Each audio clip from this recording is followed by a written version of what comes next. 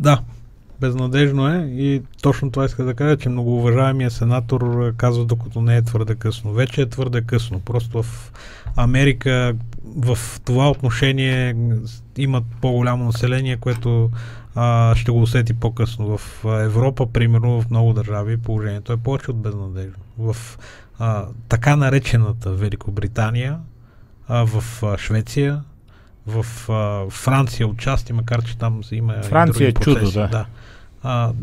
Това са хора, които са там. Те имат много по-висок прираст от коренното население на тези държави, т.е. диспропорционално се променя демографията на тези държави. Те вече са способни да произведат и политическа власт, както го виждаме и в Ню-Йорк, както го виждаме и в Лондон. Съвсем нормално, вече са мнозинство, естествено, че си изберат един от техните, естествено. Тоест този процес вече, когато могат да, макар да не са все още тотално мнозинство, вече могат да имат да си изберат свое политическо представителство.